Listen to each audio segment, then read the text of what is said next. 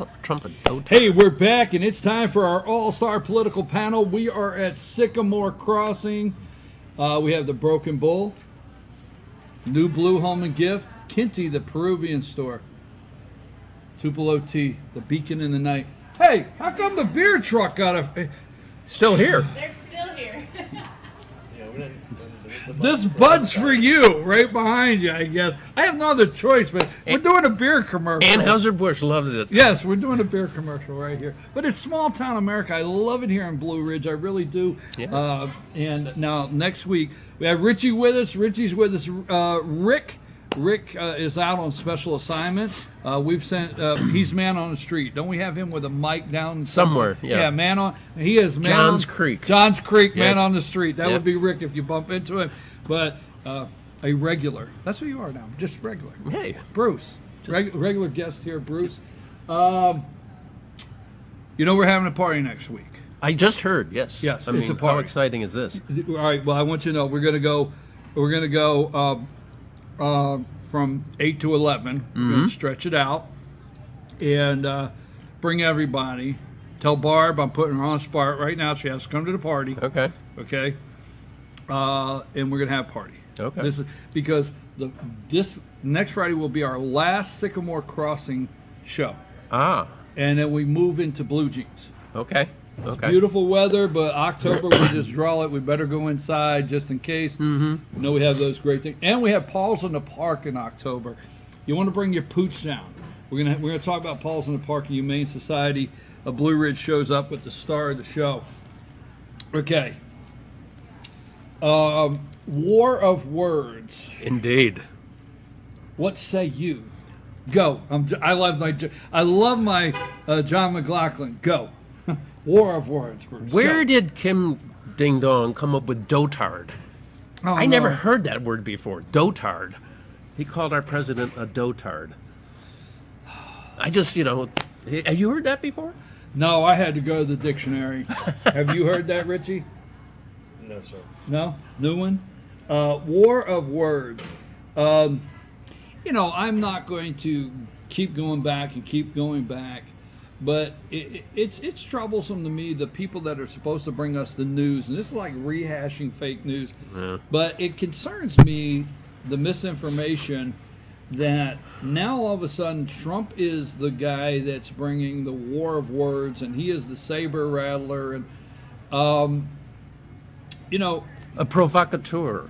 I mean, he should not be provoking this guy because it's like poking a rattlesnake. North Korea... But somebody has to do something sooner or later. Well, yeah, but look what he's doing. He's shooting missiles off, and now he talked about doing a hydrogen bomb test in the Pacific. Yes. Who's the rattlesnake in this scenario? Kim Ding Dong. Okay, gotcha. Hydrogen bomb test. In the Pacific. Because... Not over the Pacific, in the water.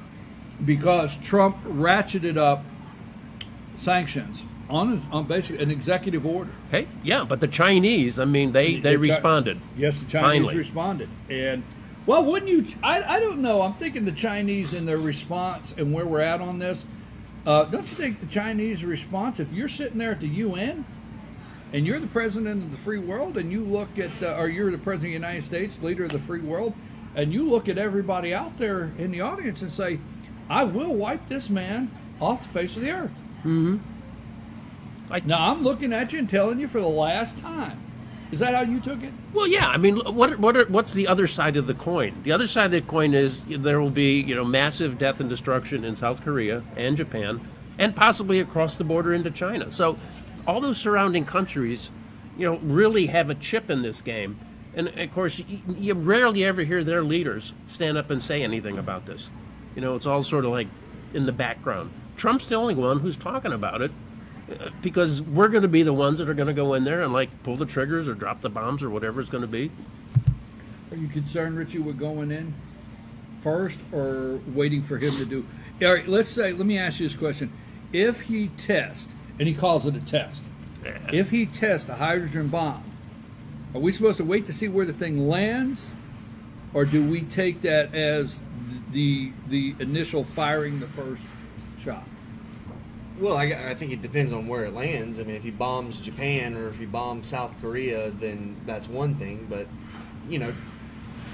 Trump did talk a lot about nation-state sovereignty, so wouldn't you know, it's kind of a catch-22, but I don't know. I think that, you know, when Obama was president, nobody believed him. He made empty threats. No one took him seriously. Whereas now with Donald Trump, you see China's reaction now. But everybody loved Barack as a diplomat. You know, he was smooth, he was cool, he was like doing the diplomatic thing. Sure, but it's... Can you keep doing that? Like when it's smooth and... I mean, yeah, okay. It's like it's almost like with Bush, though. People believed him. He would follow through and destroy. I mean, look what he did to Saddam Hussein. And I think people believe Trump. I think they believe that he might actually do it. Well, to the point in mainstream media, he's a warmonger. You know, sure. He's going to drag us into, you know, World War III. And they want that more than anything, to be able to call him a warmonger, because that's a tried and true formula, just like they did to Bush. Yeah, yeah. Okay, well, I think there's a segment out there that enjoys war and advocates war, and he is, I think if he launches a hydrogen bomb, regardless of the word test, that's a no. Yeah. Period. Well, That's a no. And no disregard for what you said. I don't think we like say, well, let's see where it lands. No. Well, I mean, if he explodes it, you know, whether it's in the atmosphere or in the ocean, I mean, think of the environmental fallout. Right. I mean, there's going to be irradiated fish for what, 20 years? Would any nation stand for that? I mean, think of the Japanese. They do a lot of fishing. They eat a lot of fish. Anywhere in their waters, you know, where it's going to be poisoned for decades, maybe. If you're Rex Tillerson, Secretary of State, do you send from the administration here notice to China that the minute that thing leaves the launch pad, we consider it a strike? If it's got a hydrogen bomb strapped to it, I would go there. Other than the fact that, you know, I don't know if this is true. The little bits of information you get, I don't know if they have moved enough forces into the area to be able to, you know, have a fast response, because, you know, protecting South Korea and Seoul and the 12 to 15 million people that live there is paramount. And it's 33 miles away or 36. I mean, and that's paramount. So I don't know if the forces are in place to have that kind of response. So I think he has to be very careful in the words he uses to you know, say to North Korea, if you do this, you're going to regret it. Regret? I don't think they'll be around to feel the emotion of regret. Well, we say that, but like, you know, I know what you said. If bombs and they're going to start regret flying, it's not going to be, you know, like, you know, a 2-hour war. You know, there will be pockets of resistance that won't be touched, and who knows how the Chinese will react, and, you know, it's not going to be a neat, clean surgical strike. It'll be messy. Well, China and Russia have basically said, in general terms, that if we strike first, I mean, that they're going to back them. So they're leaving that open, that if, you know, we're going to have to see what considers a strike. UN message. Let's talk a little bit about the UN message.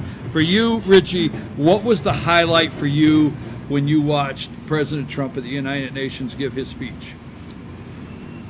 The highlight that stood out the most for me was when he talked about Venezuela, and when the quote, I'm paraphrasing here, but when he said, Venezuela has failed not because socialism was implemented poorly, but because it was implemented faithfully. Right. And I thought that just spoke volumes of his ideals, American ideals, and the funny thing afterward, the foreign minister from Venezuela actually was trying to insult Trump and said that I didn't know if I was listening to Ronald Reagan or Donald Trump, thinking that was some sort of insult, when in reality that's about the best compliment you could give a Republican president. Yeah. What was the standout for you on that United Nations speech? I liked the part where he talked to the leaders of the world and say, you know, you, like us, really need to put your people first. So every national leader sitting out there really needs to put your people first. And I understand that, and that's what I'm saying. But then after you do that, you have to really come together and work for all these ideals you talk about all the time. But really do something, not just mouth the words. I thought it was quite interesting to see that, and I want to go with this because I want to ask you a particular question. I thought it was interesting to see that I know what teleprompters have. It actually comes up and says pause for possible applause. I always wondered about that. Does he have a button to control the speed? Or is it? No, there's somebody working the speed. My thought would be somebody's working the speed. Oh. It's following him, and it may be it may time his voice. I mean, technology, it may time his voice, slow down. But there are pauses. I mean, if you read from a teleprompter, there's times when you write a speech, and it says pause for applause. You know, your applause line or whatever. Same thing with the State of the Union. I noticed that possibly in the teleprompter there was a pause at that point, and it was a hush across the United Nations when he made the socialism comment that it doesn't work, and there was a hush, and there was actually some gasp in the room, like and instead of Venezuela, when he was talking about socialism, I was wondering how the representatives of Europe felt. I mean, for me, it doesn't. Yeah, it would have been nice if they panned to the Russians too. Right. Well, you know what I mean? Yeah. Because hey, it doesn't work. Whoa, wait a minute. You're supposed to be our friends, and we're socialism is in Europe. Go ahead. Yeah, but I think they feel they've backed away from pure socialism. You know, they have democratic socialism. Oh, okay. Let's split hairs here. I have a question for you now. You and Rick have been traveling. Just returned from a trip, but yes. When you take a trip and you take a trip on with a travel planner, travel agent, and you take a trip, which is good. A lot of times it's a setup trip that you only go into certain parts, and you go into parts with the visitors and the tourist areas. So sometimes you don't see the lay of the land. You don't connect with the real people. Yeah, all right, you're right. And where I'm going with that is, you've traveled enough to where in your last trip you actually went over a week early to be with friends. Yes. So meaning you know some people that are not the tourist. What do you think in some of your travels here recently of what the world really thinks, or some pockets in the world think of us, our president, and where we stand on some immigration? I don't know how many. What do you talk about with those people? It's got to be politics, right? That's all we do. No, I said there's this guy in North Georgia, FetchYourNews, and they said, how do we get hold of this guy? There you go. No, the German and Belgian friends that I visited before our cruise, both were a little fearful of Trump, and it reminds me so much when I first went to Europe back in the 80s to work. I mean, this was when Reagan was in power, and he was talking about putting SS-20 Pershing missiles or something in Britain, as a missile defense against the Russians. And then all the papers were like, who is this nuclear cowboy? And those are the terms they used for Reagan back then. And I think there's that sort of distance, from people overseas understanding, what Trump is doing here. They're that far away that they just get the mainstream media headlines, and they don't get stuff like we talk about, or like how people really understand what he's doing with regulations and rollbacks and all that sort of stuff. I think they get like, the saber rattler, the uncouth, rough-edged guy. And so both our sets of friends over there were saying, we understand he's doing some good things, but he just seems a little, rough and in your face. And that goes back to your point about him explaining his brand of nationalism at the UN, and I think he did a great service to Trump on the world stage, because you're exactly right. The narrative that people in Europe, really around the whole world here, is filtered through that mainstream media, the diplomatic community of sort, the globalist sect, if you will. Yeah, and our German friends, I mean, we met them in Singapore, so he's very, they are very world-traveled and understand things, and he has much more of a globalist view than, say, our Belgian friend, who, has more of an insular European view. She hasn't traveled as much, and she's seen a little bit more fearful of Trump than they were. They understood some of the global things that he was trying to work on. And I'd really like to get their opinion after the UN speech. Of course, we were back by then, so. Folks, we're going to take a brief break, and when we come back, we're going to have some final thoughts. I want to talk about Mark Zuckerberg. Facebook has done an about face and is now wanting to cooperate with Mueller, the special counsel, on possible Mueller. You're a solo act today, okay? Special counsel Robert Mueller. And the other thing we're not going to leave out, folks, I don't know if you see this from the table, but Bruce has a folder. See how nervous? It's top secret. He brings top secret information. I'm not allowed to open it, but we're going to I want to know what's in the folder. So when we get back, we're going to put Bruce on the spot about the folder. I'm your host, BKP. Don't forget, our star of the show is coming up. We get back, Mark Zuckerberg, about face, and Obamacare. Hey, I'm your host, BKP. We are live at Sycamore Crossing in downtown Blue Ridge. I have the Broken Bull. We have the star of the show waiting in the green room. We have the Broken Bull, new blue home and gift, Kinty, the Peruvian store. I just like saying that. When I get to there, you gotta enunciate it. Kinty, the Peruvian store, and Tupelo Tea, the beacon in the night. This is downtown Blue Ridge, so you hear all of our truck delivery noises, and we love that. I'm here with Bruce and Richie. Rick is on special assignment. Okay, now let me go here for a minute.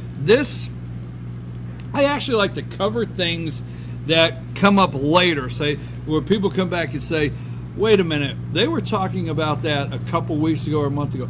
I'm really nervous of what the direction is, of the Mueller investigation in several areas. But I'm really nervous with this all of a sudden, finding $100,000 worth of ads placed by Russian-connected companies to the Kremlin. Would you agree, just yes or no? Don't you get tired of media saying connected to the Kremlin? Did I not realize everything in Russia is connected to the Kremlin? Hello? It don't matter. If you own a little business, you would say, well, Bruce went in this store and it's connected to the Kremlin. Yeah. That's what they do, right? Socialist countries are centrally planned. Hello. Exactly. China. Hello. But exactly the same. I get the interested when Facebook has found these fake Russian companies connected to the Kremlin that placed $100,000. Now that's a blip. They said over 3,000 ads. Yeah, over 3,000 ads. Now, okay, so that's enough. Now we have evidence on so many other things. Susan Rice, the list goes on. Okay, but that's enough Samantha right there. Powers. Exactly.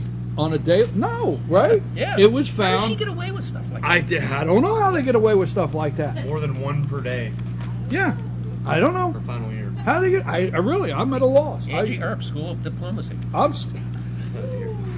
Bruce. Oh my gosh. Facebook says it will hand Russian-linked ads over to Congress. Facebook is turning over to Congress thousands of advertisements suspected. I like words. Suspected. Okay, to be linked to Russian attempt to undermine last year's presidential election, Mark Zuckerberg said Thursday. So in the next election, if I'm suspected, if you're suspected, you see, that's when I read things, I pick out some words that are suspected, right? I am nervous about them reaching in because Zuckerberg shared the company's next steps. Scares the hell out of me. Suspected and next steps during a Facebook Live video stream for Facebook headquarters in Mena Park, California, where he addressed measures the social media giant is taking to protect. There's 3 words now. I'm going to give you the 3 words. Protect the integrity of future elections. 1, suspected, next step, and protecting me.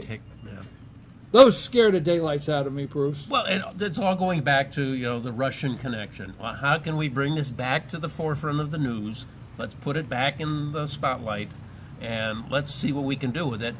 Plus, you take what Mueller is doing with the, and I don't know if it's so much him, but I mean using the fact that Manafort was wiretapped since 2014. Yeah. And they said, well, where did Manafort have an apartment? Yeah, Trump Tower. And again, they asked Clapper the other day. So could now Clapper Trump, wouldn't lie. He wouldn't lie at all. No. Straight as an arrow. Get that in. And was Trump's voice heard? Well, maybe. I don't know. It's just like all these threads that they're just trying to keep out there in the spotlight, and it's disturbing. It's very disturbing. Does this concern you? This move with Facebook? Yes, to protect the integrity of future elections really just means to protect Democrats. I think our agenda, because they're still upset at the role social media played, the fact that Donald Trump had that figured out and that he knew how to use it. I don't think they saw that coming. But in general, this whole thing is an insult to people who voted for Donald Trump, people who supported the president, rural Americans, our viewers, because they're suggesting that somehow Russian bought ads of Facebook time and things that would come before our eyes somehow influenced us not to vote for Hillary Clinton and choose Donald Trump, as if the problems we faced were not real, as if Obamacare wasn't destroying rural America, as if there was not an opioid crisis, as if the economy wasn't, you name it. Don't forget coal miners. That's what I mean. Yeah, people just being forced out of jobs. People assume, the elites, to borrow a word from the election, assume. Ken, this is for you. Keep going. That they're stupid. That those idiot coal miners. You know what I mean? Oh yeah. Well, 8 years of quantitative easing. 8 years of quantitative easing that really didn't do much for the economy. We're still low growth. Wage growth has been lousy. And all that is being embellished and enshrined as Obama's legacy. And the people out here, our listeners, our viewers, they're just not feeling that. Not to mention that's what they voted against. Turning on their television at night and seeing big cities across America getting burned to the ground, cops getting shot. Yeah, people no regard for the law anymore, just totally disrespecting rule of law, rule of order. Well, I like everywhere you went, but let me bring it back to. Let me narrow this back to the subject here. Now, I generally, being it's football season and I like high school football, I generally like to, let me throw, I like to throw the 90-yard pass about the end of the show to see if anybody catches it at the other end, okay?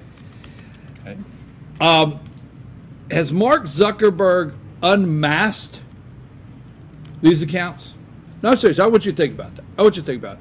Is there, when you wiretap, okay, when you wiretap because of international, when you're concerned about international whatever, won't get into details, you go to the FISA court, okay? FISA court says, yeah, you've got enough proof that says we better listen in. So is there a difference in audibly listening in or looking into accounts? I don't know. So is Mark Zuckerberg cooperated and unmasked several accounts? Has he? I don't know. Can he and the internet just do that to all of your accounts now? Can they unmask anything at any time now? I'm serious. I want you to think that out, because listen where I'm going with this, okay? Because Mark Zuckerberg knows that I could set up a fake account when this show is done, and I can make it look like to you that I'm somewhere in Texas. I could have a fake account sending you robot, you hear those bots. I could have a fake account sending you political messages with bots that I set up as soon as the show's over, and I can make it look like I'm anywhere I want to be. Would that be Vladivostok? Huh? Vladivostok? Yes, that's Bruce. But he knows that. Russia. He knows that. Okay? Yeah. So I'm not saying it's okay, but when you start trying to figure out, I'm just telling you, when the next election comes up and you post something and you say, hey, I want to give Zuckerberg $20. So you go in and you tag, I want to give him $20 because you can do that right now. So if you write a post and you say, I want it to reach people in this area, you can go in and geographically, you can pinpoint, you can put a zip code in, you can go here, and you can go 30 miles out, 50 miles out. I do it all the time. Okay, so I know you can do it. So if you write a post in the next election about somebody's opponent, and no matter where you're at, and you pin it, and you put it out, and you give them $25, guess what? Will Zuckerberg decide you're trying to influence an election, not just from Russia, maybe from Georgia to Texas? Mm-hmm. When will be the next thing that identifies, and what will, as Richie said, the integrity? You understand where I'm going? Yeah, and going back to your lead on this, I mean, with Mueller, I mean, taking the tapping and this sort of Zuckerberg stuff, it seems like the investigation is going to places it was never intended, with the goal at the end, I think, to find somebody. And where did this all start? When Rand Paul warned us. Now I don't go 99-11. I call it 99-11 Rand Paul. I don't do that. But let me tell you something. There's things that Dr. Rand Paul say. When did this happen? Patriot Act. When did this happen? When the NSA. What did Clapper lie about? Spying. That's right. Collecting your information. Snowden. Right? He lied about collecting, not knowingly collect, unwittingly. I thought this week I was listening to I was listening to Clapper talk to Chuck Todd, and he said, did you do this? And he said, no. The NSA spoke when he lied, and he said, if it happened unwittingly. So I said, is that the reference to, like, that's what you call it, dimwit? I think it's dimwittedly. Dimwittedly. Yeah. Bruce and I are on the same page. He said he would definitely know, and he can deny it. He's so full of crap. I mean, we've got to go to our pet of the week, and what do you have? One You more can point to make. Go ahead. This is your final thought of the day. Go ahead. Donald Trump, in 6 steps, needs to call a primetime address, say this whole thing is nonsense, I'm ending the investigation, I'm pardoning Manafort, Flynn, Comey, Clapper, Power, you know what you did, and you're welcome. Bob Mueller is fired, your final check is in the mail, enjoy retirement. I have not pardoned Susan Rice or Hillary Clinton. Finally, all details related to Russia are declassified, so no more I can't answer this in open session, and then leave. Okay. drop the mic. You gotta drop the mic. Okay. End it. He can end it. So Okay. Well, I've been trying to run Mueller off for a long time. I got a little heat over that, but I don't know where. You have been saying. I get so tired of hearing Mueller and integrity. Oh, don't you dare! You can end it. You can end with that. We want to know what's in the binder. This is all my notes are like hot topics that I like to just have reference on. So it's in stuff case on something coal. comes up, you can go through the. Is there a filing? Will California ever thrive again? No. That's in the folder. Yes. Yes. File on YouTube, but he doesn't bring it. Oh, do you have a file on me? Absolutely. You're But former, again, I mean, remember, you're I've been CIA, reading some are Bill you? Gates stuff. Bill Gates, again, I mean, he's certainly Go not. for it. He's not, in the middle. He's a little left of center. But he gave a speech to some high school kids way back when, and again, he had 11 rules, and I've read some of these before, and I love number 9. Life is not divided into semesters. You don't get summers off, and very few employers are interested in helping you find yourself. Do that on your own. I love it. Very true. Okay, just check. Yeah. So that's I got stuff on coal. I got stuff on philosophy. I got stuff on wind power. That's your filing system. Well, yeah, it's stuff that I like.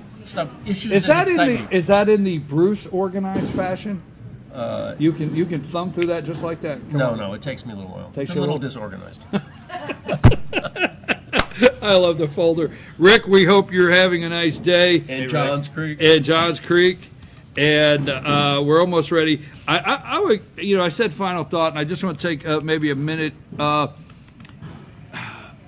Repealing Obamacare. Rand Paul's not on board. He's Yeah. not. But do you believe? I won't say anything. Do you believe anything they are saying when it comes to this repealing Obamacare? Well, yes, because I don't think it's all-out repeal. I think it's like by attrition. Right. Which is happening now anyway. So I think yeah, if they can do something and get a spade in the damn thing, I think that's a good step forward. And you? I like the idea of federalism. I do not like the idea that, a state like California could implement it single payer, and then in 5 years, as Sean Hannity said, have to come back hat in hand and ask for more money because their version of it did not work, whereas states like Georgia can implement it, or like Kansas with the savings. Little nugget I heard this morning. All 50 state Medicaid directors are against this the latest bill. All 50. And you wonder why that is. Medicaid, not Medicare, Medicaid. It's because they don't want to have the responsibility for the money. The state's going to give them a certain amount of money, and they're going to have to live with it. It's not an open. Don't get me started on block grant. Spigot. Yeah, why not just let the states decide? You know what I've determined? What? I don't believe a single word they say. Not a single. Not even one. I just don't believe nothing they say. So is inaction better than some action? I think it's all a smokescreen for something that we are going to deal with later that is no better than where we're at now. I agree with the deal with later. I don't know if it's any better or worse. I think it's probably worse if we wait. Republicans had planned for Hillary Clinton. I mean, we know that. They had planned for her to be president, knowing they would probably still keep majorities, and that 2018 would be their chance to get their supermajority and really act. So, okay, folks, let's remember. Let's close with this. Let's remember and keep a clear perspective. It's being brought to you by. It's like a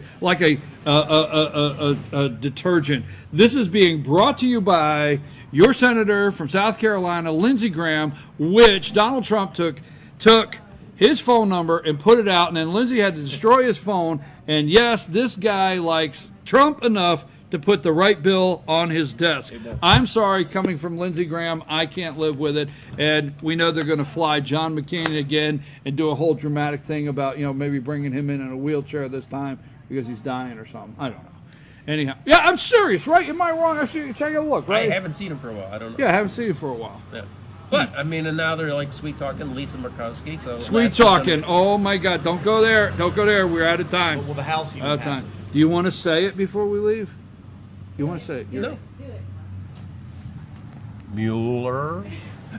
I'm your host, BKP. Too much fun, but we're gonna increase that fun. How can you do that? By having a 3-hour show next week, 8 to 11, and the party's on. We got the pet of the week. I've already told the Humane Society. It is not going to be pet of the week. It's going to be pets everywhere. Barking and yipping. Barking and yipping everywhere for all of us. I'm your host. When we return, pet of the week, Humane Society of Blue Ridge. Go.